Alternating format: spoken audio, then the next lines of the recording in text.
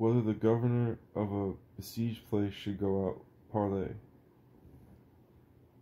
Lucius Marcius, legate of the Romans in the war against Perseus, king of Macedonia, wishing to gain the time he still needed to get his army fully ready, made some propositions pointing to an agreement which lulled the king into granting a truce for a few days and thereby furnished his enemy with opportunity and leisure to arm.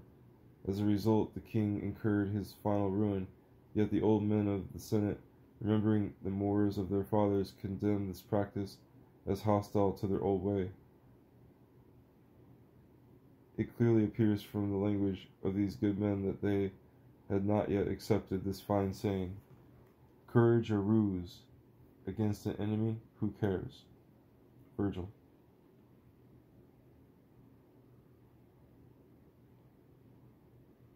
The pure and wise man will know only that victory to be real which is obtained with faith unbroken and dignity intact, says another, Florus. Whether 'tis fortune will that you shall rule, or I, or what, let us test by valor. Ennius, quoted by Cicero.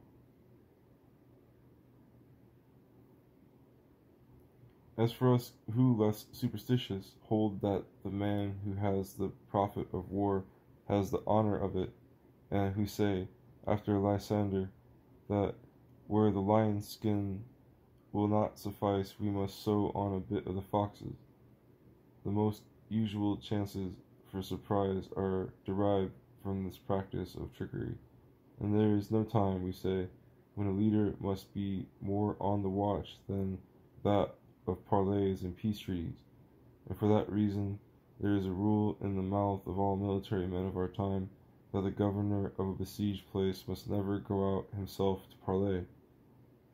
In our fathers' day, the seigneurs de Montmord and de Lessigny, defending Mauzan against the Count of Nassau, were blamed for this, but also by this reckoning a man would be excusable who went out in such a way that the security and advantage remained on his side. The Count Guido Ragone did at the city of Reggio, if we are to believe Du Bellay, for Guicciardini says it was he himself.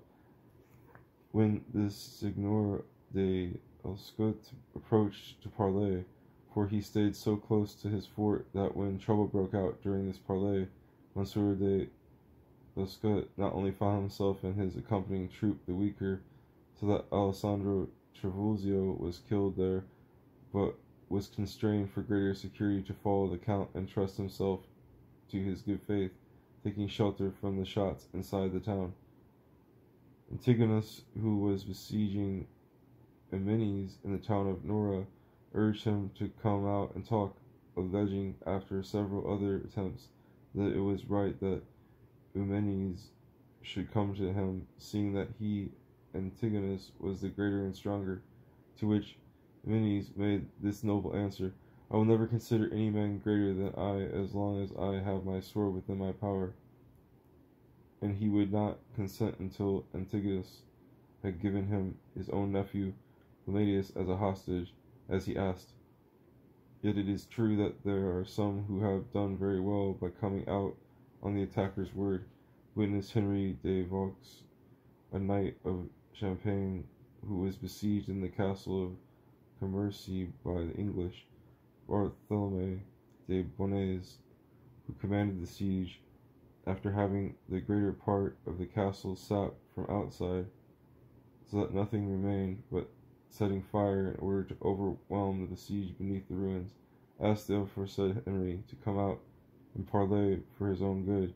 This Henry did, preceded by 3 other men, and convinced by what he was shown that he would have been ruined without fail, he felt remarkably obliged to his enemy, to whose discretion he surrendered himself and his forces. After this, the fire was set to the mine, the wooden props gave way, and the castle was demolished from top to bottom. I put my trust easily in another man's word, but I should do so reluctantly whenever I would give the impression of acting from despair, and want of courage, rather than freely and through trust in his honesty.